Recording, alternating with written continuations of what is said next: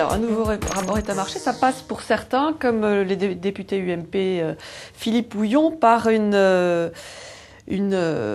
encadrement des rémunérations excessives de certains dirigeants du CAC 40. Alors lui, ce qu'il dit, il veut soumettre à l'impôt sur les sociétés ces rémunérations supérieures à 1 million d'euros. Est-ce que c'est une bonne idée? L'idée est de dissuader des entreprises de se livrer à des rémunérations qui vont au-delà d'une certaine limite. Et c'est vrai que la crise, elle met en exergue le caractère parfois non pas choquant, mais disproportionné de la rémunération d'un certain nombre de dirigeants.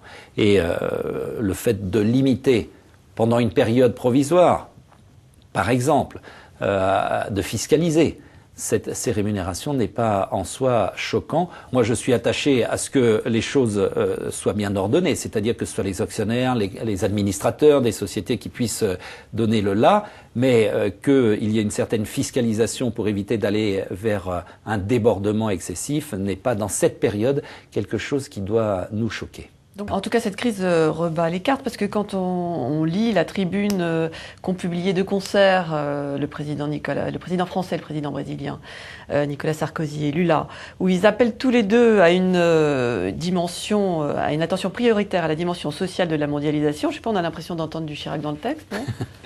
Moi, je crois que la crise rebat les cartes, y compris pour moi-même.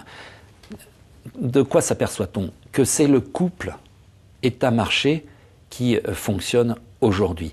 C'est-à-dire qu'un nouveau partenariat public-privé doit voir le jour. C'est cela, je l'ai dit, il faut à la fois de l'initiative, il faut de la liberté, il faut de la simplification, mais il faut aussi un cadre, et c'est ce que la crise nous fait redécouvrir.